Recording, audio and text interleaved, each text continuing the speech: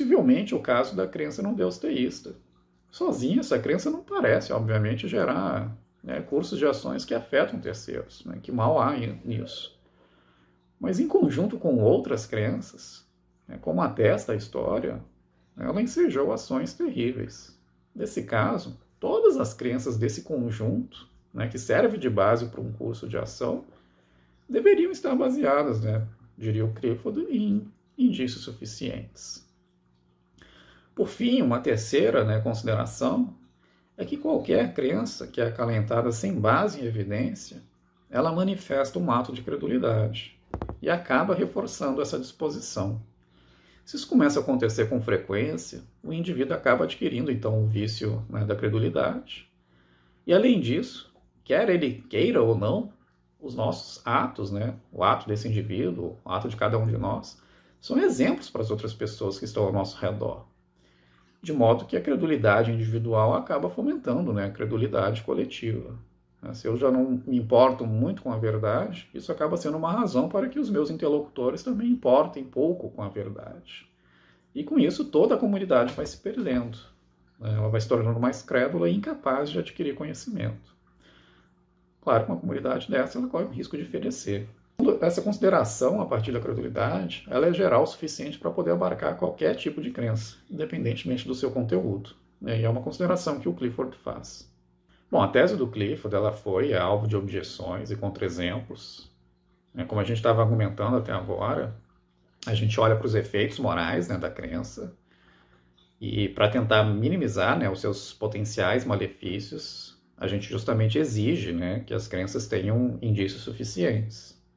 Por exemplo, em virtude da credulidade, nenhuma crença infundada parece ser isenta de malefícios.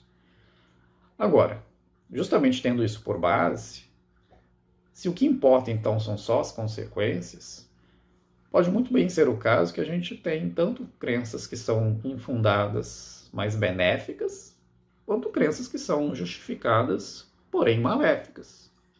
Por exemplo, a crença religiosa, e isso é sustentado então pelo William James, que escreve contra o Clifford, ele vai dizer que esse parece ser um caso de crença que, em muitos casos, ela é infundada, mas que pode ser benéfica. Por que benéfica? Bom, ela dá sentido à vida do crente e, em alguns casos, pode até transformar positivamente a vida moral desse indivíduo. E vamos supor, então, que esse benefício ela vai sobrepujar o malefício da credulidade. Aí a gente vai ter que concluir que, em alguns casos, as crenças podem ser acalentadas sem que haja evidência suficiente para ela, já que ela está gerando mais benefício do que malefício.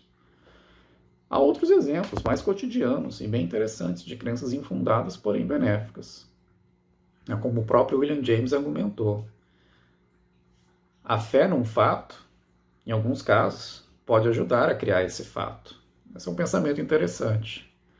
E é o caso, por exemplo, de quando você confia em alguém, ainda que você não conheça essa pessoa há muito tempo, e, portanto, ainda não tem evidência se ela é uma pessoa realmente confiável ou não. O fato de você depositar confiança nessa pessoa é uma razão para ela agir de modo confiável. Ela pode não se revelar de fato confiável, mas a sua crença e o consequente voto de confiança que você dá nessa pessoa conta assim como um incentivo. Um outro exemplo.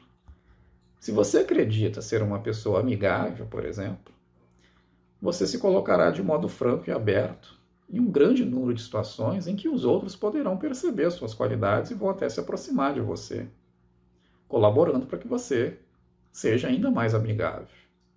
Em contraposição, por exemplo, à situação em que você fica fechado e não se mostra.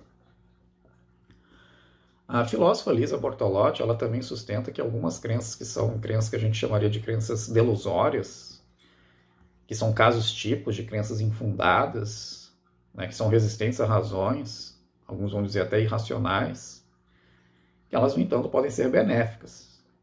Ela cita o caso de um sujeito que ficou tetraplégico e foi abandonado em seguida pelo seu parceiro, mas esse sujeito continua acreditando que ele tem esse relacionamento ainda, feliz. E essa crença delusória é o que permitiu esse indivíduo lidar com o trauma, a ansiedade e evitar até a depressão, dado a situação na qual ele se encontra agora. E o fato é que a ansiedade, em situações de trauma e grande comoção emocional, como está vivendo esse sujeito, ela afeta negativamente a memória, a capacidade de concentrar, de pensar retamente e de focar a atenção. É muito difícil numa circunstância como essa o sujeito conseguir aprender adequadamente. Assim, nesse caso, a gente pode dizer que essa crença delusória que ele teve permitiu ele lidar melhor com a sua situação traumática e manter o funcionamento das suas atividades cognitivas. Então, apesar de ser uma crença absolutamente infundada e resistente completamente a razões, ele estaria numa situação muito pior se ele não tivesse essa crença. Então, uma crença infundada, porém, extremamente benéfica. E a gente pode pensar na outra direção também. A gente pode pensar em crenças que são baseadas em indícios suficientes, mas que, no entanto, são prejudiciais. Há verdades dolorosas. Algumas pessoas podem não estar em condições, por exemplo, de assimilá-las. Talvez um pai, por exemplo, não suporte a dor de descobrir que o seu filho é profundamente desonesto. Não há como dizer de princípio, né, o que cada um pode ou não pode suportar. Mas parece plausível que nem toda a verdade seja ou deva ser suportável, né, a toda a gente. Bom, assim parece que a tese de Clifford tende a acomodar exceções, pelo que a gente viu até agora. Sim, de fato, na maioria dos casos é fundamental ter crenças bem fundamentadas. Só assim a gente vai evitar, né, prejudicar outras pessoas. Mas há situações em que crenças infundadas não só são permissíveis, são até desejáveis. Bom, último comentário. A discussão sobre a ética da crença, como a gente tem visto, ela parece pressupor em alguns momentos que a gente tem esse controle direto sobre a crença, né? Como se a gente pudesse decidir aquilo em que a gente quer acreditar, né? Seja então respeitando os indícios, seja até ignorando os indícios. A tese, né, de que temos esse poder na literatura é chamada de voluntarismo doxástico. Só que essa tese ela é trivialmente falsa, né? Enquanto eu estou aqui, né, gravando esse vídeo, eu estou tendo uma série de crenças perceptivas automaticamente, né? Que tem um celular, por exemplo, aqui na minha frente. Não tenho o poder de não acreditar nisso. Nem parece, por exemplo, estar ao meu alcance acreditar que 10 mais 10 é igual a 100. Se o Clifford está exigindo isso, que a gente tem esse controle absoluto, né, e direto sobre a crença, ele parece estar exigindo algo que é impossível. Então, a gente nem poderia também ser responsabilizado, já que a gente não tem esse controle. Essa é, obviamente, uma questão importante, que é muito discutida na epistemologia da crença. A única coisa que eu vou sublinhar aqui é que a tese do Clifford ela pode ser apresentada de uma maneira que não demanda, né, esse controle absoluto direto sobre a crença. Na verdade, com menos a gente consegue a tese dele. Basta que a gente exija aquilo que a gente vai chamar de um controle indireto sobre a crença. O que é isso? Bom, se a gente pode controlar a investigação, a deliberação e a exposição à evidência, então isso é suficiente para que a gente possa dizer de um indivíduo, bom, você poderia ter colhido mais evidência, poderia ter investigado mais. E é isso justamente o que acontece com o Antônio. Ele poderia ter se detido um pouco mais e poderia ter feito uma classificação mais adequada. Então, o controle indireto parece suficiente para que a gente seja responsável pelas nossas crenças.